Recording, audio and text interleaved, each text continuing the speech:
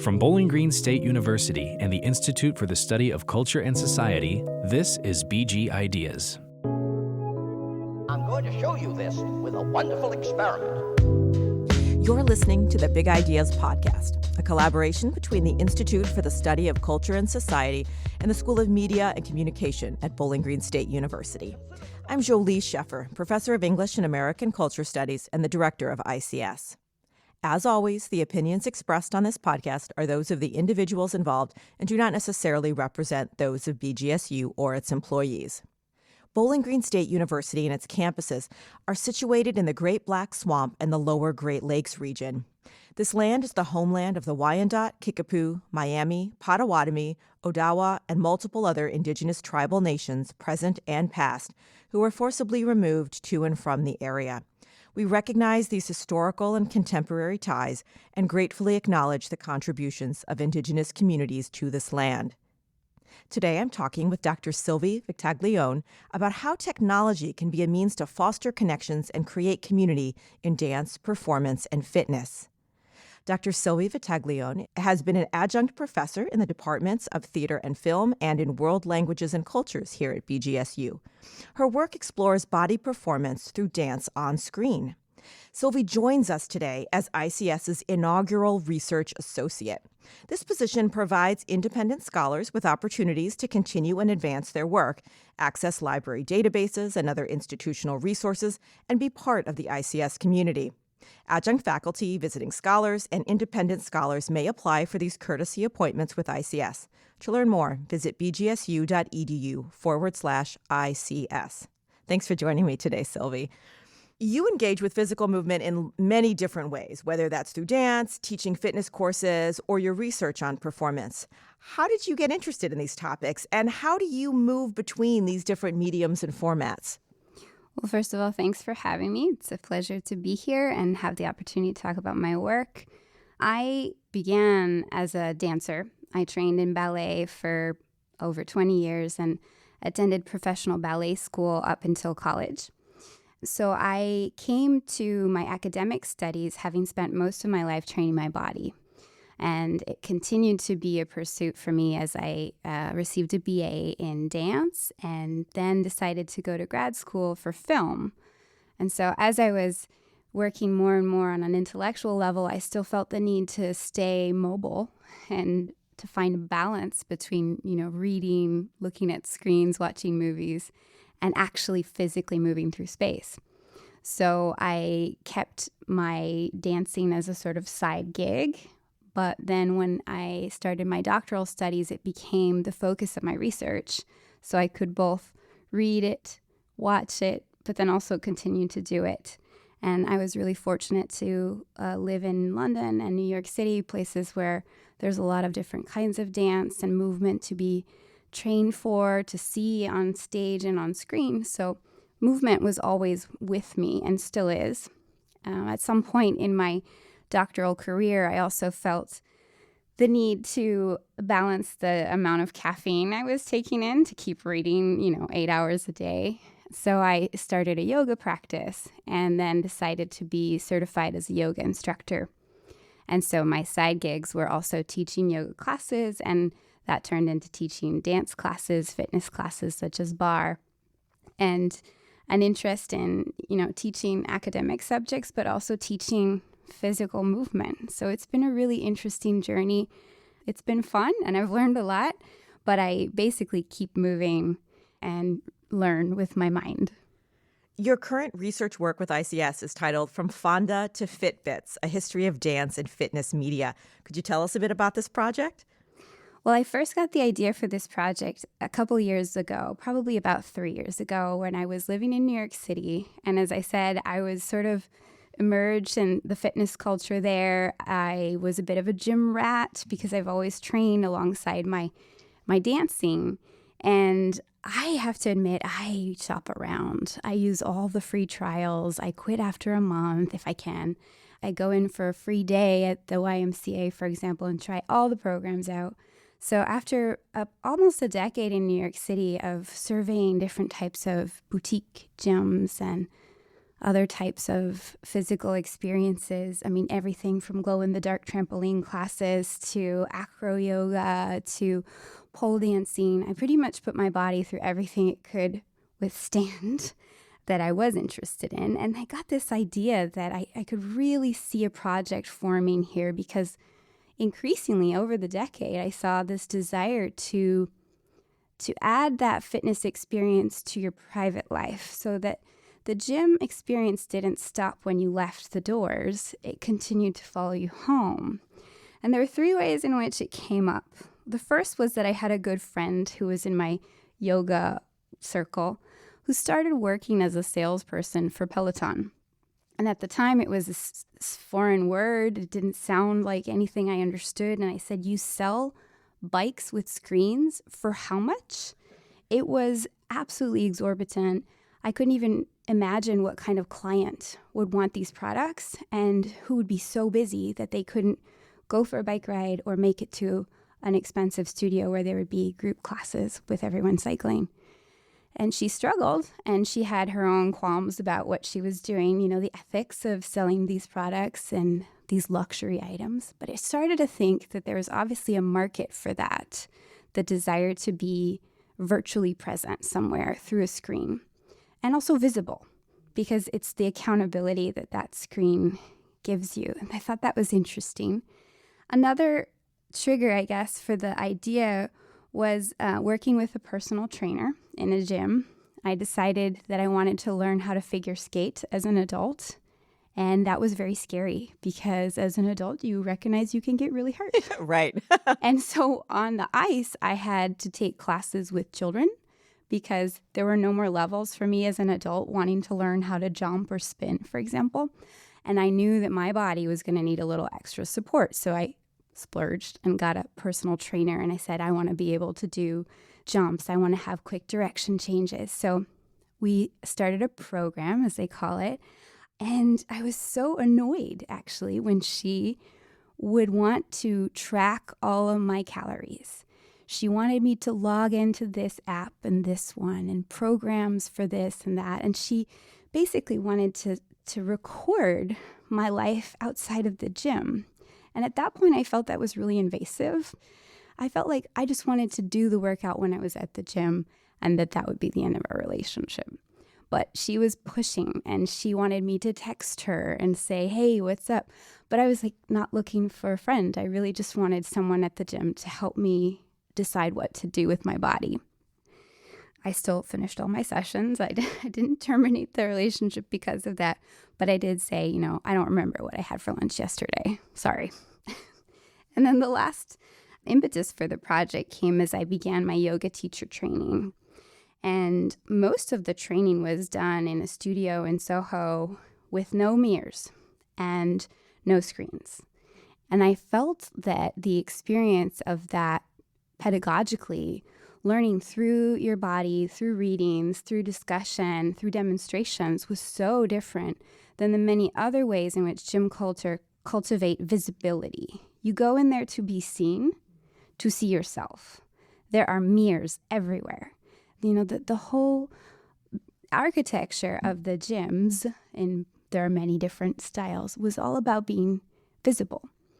And so to me, that yoga experience was so much about turning in and not being visible. So for me, working 200 hours without a mirror, not knowing what my body looked like in a particular shape, but instead feeling it and recording a sensation that I knew to be correct in terms of alignment, for example, was working against the way a lot of gym culture was trying to develop that scene, I want to say. Not scene, S-E-E-N, but scene, S-C-E-N-E.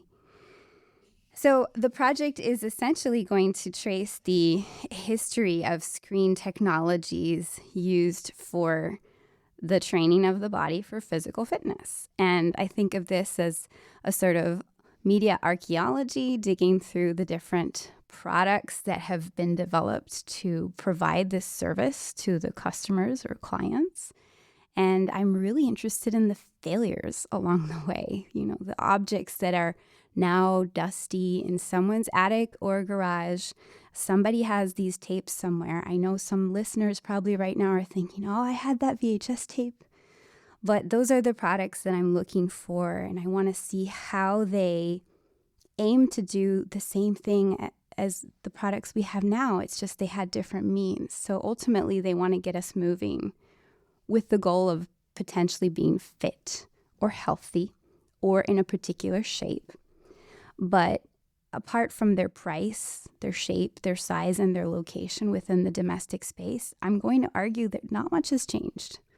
And so I think that tracing this history is going to give us a little more perspective on where we're at now, to see that maybe the calisthenics of the 60s are not that different from the HIIT workouts that we might find on YouTube now.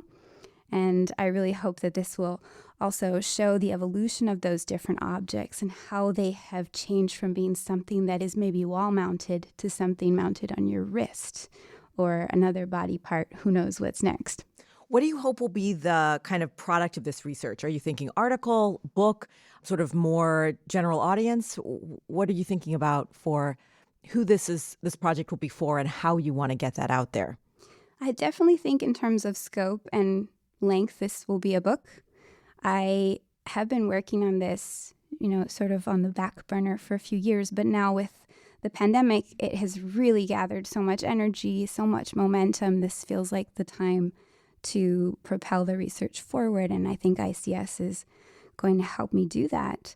The audience is an interesting question because this is a project that is based on media, but media that isn't consumed for the same reasons. It's not for entertainment, although they can be very entertaining, especially when you're just watching and not trying to do these things. I think the audience will be one interested in media technologies and a general sense of the evolution of fitness culture in the U.S. So, for example, work that's been done to date comes from disciplines like history or American studies. I am interested in the ways in which these media technologies sometimes don't translate in other countries, or sometimes they do really well globally. Though my scope at the moment is American, I do hope also to touch upon other ways in which these products can go global. In terms of the research project, what are some of the methods that you are using for that? And how are you engaging with subjects, with individuals who are, maybe using some of these different technologies and tools? Well, the first line of research for me is to identify these technologies, to track them down, to find ways to interact with them personally if possible. Now, I do own a VHS player, so I can watch the tapes, but I don't yet have a Peloton or a mirror. The mirror, which is a home fitness technology that looks like a mirror but does so much more. So there are the newer technologies that I don't all have access to yet, but some of the older ones I hope to track down and possibly interview those who use them or still own them, whether they are just humble citizens or they belong to a particular fitness or sports group entity. I suspect that given that most of these were destined for private ownership, that eBay might be a really interesting source for me to examine, not necessarily buy everything that I see, because who knows where that would lead to.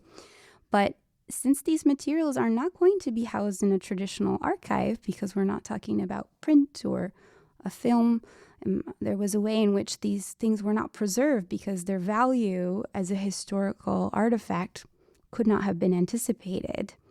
So there are various different strategies for me to hunt down the actual materials and try and interact with them as they would have been used, which is what I prefer, to put my body on the line and see if I could do a 1960s workout or a 1970s workout, which is mainly jogging. So I think I can possibly figure that out. We're going to take a quick break. Thanks for listening to the Big Ideas podcast. Question. Answer. Discussion. If you are passionate about big ideas, consider sponsoring this program. To have your name or organization mentioned here, please contact us at ics@bgsu.edu. Welcome back to the Big Ideas Podcast. Today I'm speaking with Dr. Sylvie Vitaglione, a research associate with ICS. So Sylvie, as you've alluded to, recorded performance has really increased in popularity in the last few decades, whether due to the convenience of viewing from home, the popularity of streaming services, and obviously the pandemic, right, where many arts organizations had no choice but to close their doors and use cameras instead. So for audiences, that convenience factor is huge. What do you see as some of the benefits and limitations of recorded performance for the performer? Well, as we shift here in our discussion to talk a little bit more about the artistic recorded performances, I can only think of performers that train to work on stage in front of a live audience who are suddenly thrown off stage because of closures and forced to look at a lens and imagine the space around them as part of that performance, or in many cases, perform from their own domestic spaces. So I know, for example, for many dancers, they got creative. They learned how to use these camera and editing softwares, or they use phones, and they found ways to make sort of compilation videos, use Zoom as a way to all be on the call at once, performing the same movements in different spaces, for example. But there was a way in which it revealed the sort of economic discrepancies between performers who could afford to adapt to this screen-based technology, and performers who had to use a phone or borrow someone's phone, performers who have 6 roommates living in a teeny tiny place, and those who have a nice penthouse because their husband is a lawyer. So it definitely exposed, I think, a lot of those private spaces that we don't know about. And, this isn't just relevant to dance, but lots of other types of performers, including actors, who suddenly would tune in from home, and then you're looking into their living room and you're sort of spying and judging. So there's ways in which those devices are not necessarily available at the same level for all performers. So many of them were able to continue to do some form of work, to train, to move. I think a lot of opportunities were lost, unfortunately, because some of those gigs, as they are called, don't necessarily show up. If there's no commission, if there's no theater, there's no box office revenue, how would that person get paid to work? So I think many people, unfortunately, had to find other forms of employment or learn to work out of pure passion. Then there's also the question of art or performance being translated to the screen and becoming what we call content. So there's a risk there. For example, a New York City Ballet performance, a premiere that's going to be on stage, becomes a short film for free on YouTube. Well, maybe more people will see it. Cool. But no one will pay for it because it's free. And so this actually happened for part of the 2021 season. They had decided to take 4 pieces and turn them into short films. They collaborated with filmmakers and good technical means. But the films ended up online on YouTube, and though they had premiere dates, they were sort of permanently available. And there was something special that was lost, is that you could watch it as many times as you wanted, or you could fast forward. Gasp that you could fast forward through a piece because it was boring, or it was slow, or you didn't like the music or the costumes, or you were just trying to see who directed this. So there's a way in which you could sort of erase the aura of performance, override that with your remote or your finger on the screen, and completely disrupt it. And then the economic reality is that they turn this into a fundraiser. Now imagine a night of live work at the Met, for example. You would have so many seats filled and they would be expensive, but the fundraiser effort, I think, gathered less than $3,000. So that's a huge loss, economically speaking. And that's definitely not money going to the performers, because if anyone got paid well on those sets, it's probably the directors of the films.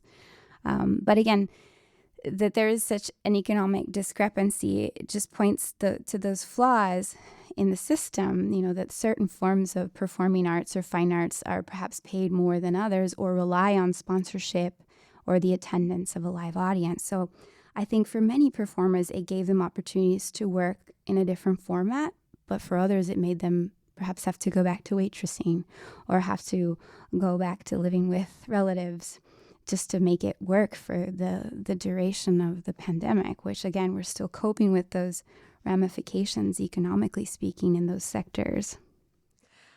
Very, relatively recently, we've had all this information come to light about how harmful, like Instagram, for example, is for young girls' self-esteem. In your work, how do you think about the role of that technological mediation? In what ways is it beneficial? In what ways is it harmful? Well, I think first I'll just give a little insight into my previous work, which has been primarily about film and dance and the way that dance performances have been designed for the camera.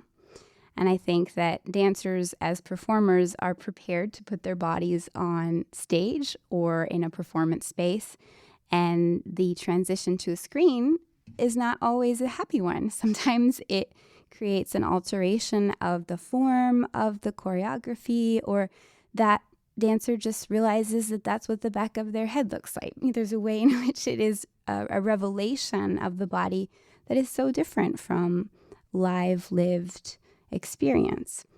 I think that for me, the mediation can be a creative constraint. So if we're thinking about production of an artistic product, it can be really interesting to think about how you're going to frame, record, crop, edit, light, stage that movement. And as long as that performer has a sense in how they're being represented, I think it can be a really positive and productive experience.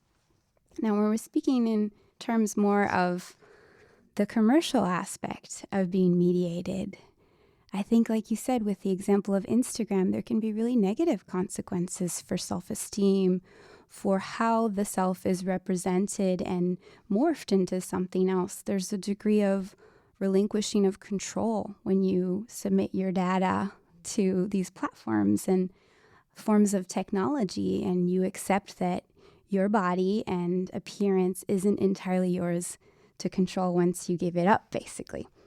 So again, I think back to the ways in which gyms have cultivated visibility and being seen, but now the products of technology are trying to do that too. It's about being seen working out at home or taking a picture of yourself when you're done with your workout to upload to your Instagram so that this is convergence of all the platforms so that we can record your heart rate, but we can see your face. We can see your mid-drift as you work out live while someone else's mid-drift is visible. So I think it brings a self-consciousness that can be a tool for observation and learning, or self-scrutiny, which comes with much more negative consequences and, a harmful effect on the self-esteem, especially for the people who don't know what to do with that information. One of the things you're talking about also makes me think of that line between visibility and accountability, like you talked about, sort of the desire to be seen as a way of sort of making one do the work, but how that also can slide into surveillance, because like Fitbits and some of these other tools, it's tracking a lot of biometric data. And as we know in this country, we don't own that data. We give it over to those third party, to those apps and things, and then they can sell it or do whatever they want with it. Is that an element of this that you're interested in as well? And is that new in the history of fitness, or does that have precedence as well?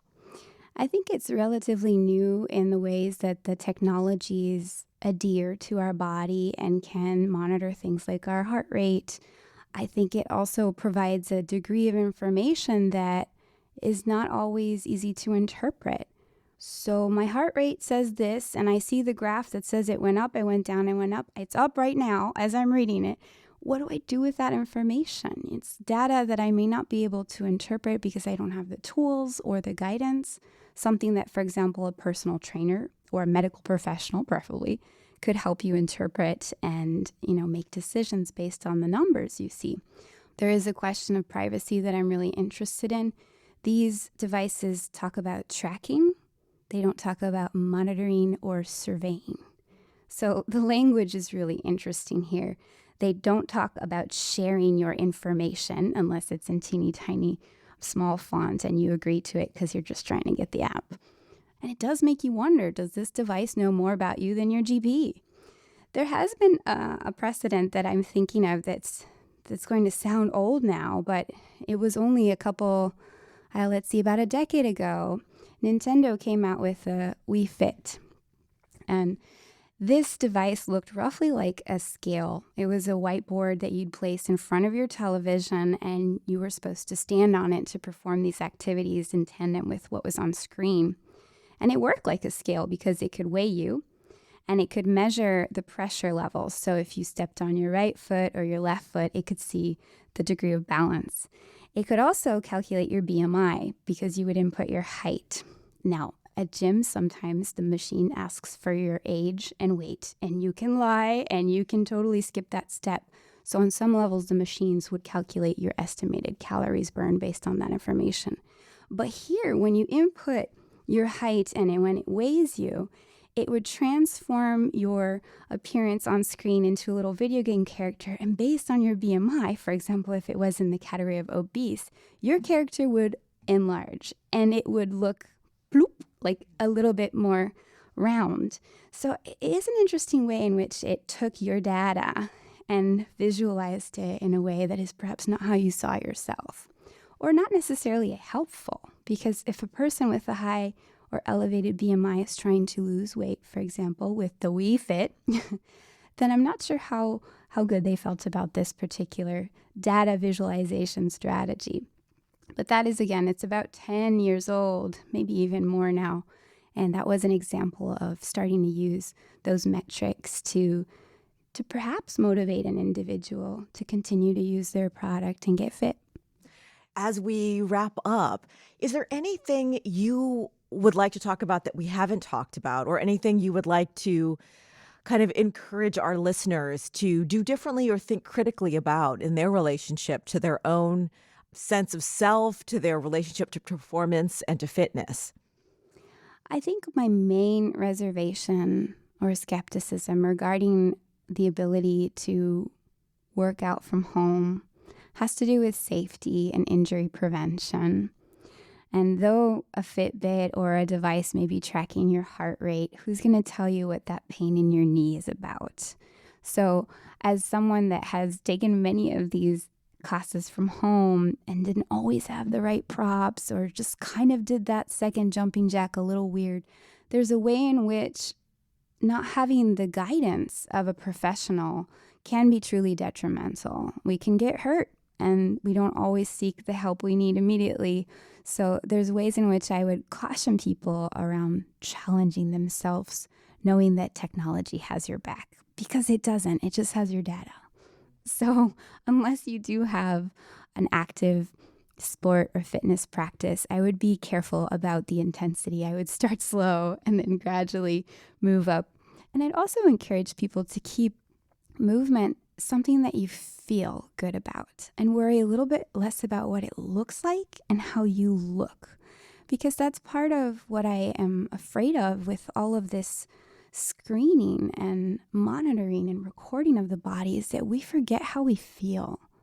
So my app says that I slept 8 hours and 26 minutes and I got good sleep, but I had terrible nightmares, So how can we reconcile the numbers that we read with how we feel? Or for example, as a just anecdotal evidence, I was going to do my little 20-minute workout this morning in my living room and my Wi-Fi was out. And I have no plan. That was my thing. I was going to do it. So I got the mat out. My cat's there. We're ready. And we have no lead. So there's a way in which the app or the program hasn't been teaching me anything. I have learned nothing because by myself, I am useless. I'm just sitting there looking at the cat like, well, I could rest. I could have a second breakfast. So there's a way in which our reliance on these devices can become a crutch too. And I think that's what scares me. Yes, we might learn more about ourselves, or maybe we see results, or maybe we do start to feel better. But I also feel like the devices are getting smarter, but we maybe are not. Thank you so much, Sylvie. It's a pleasure talking to you. Listeners can keep up with ICS happenings by following us on Twitter and Instagram at ICS BGSU and on our Facebook page. You can listen to Big Ideas wherever you find your favorite podcasts. Please subscribe or follow and rate us on your preferred platform. For more information, you can visit bgsu.edu/BG Ideas. Our producers for this podcast are Chris Cavera and Marco Mendoza, with sound engineering by Deanna McKeegan and Marco Mendoza. Research assistance for this episode was provided by Branson Young, with editing by Carrie Hanlon.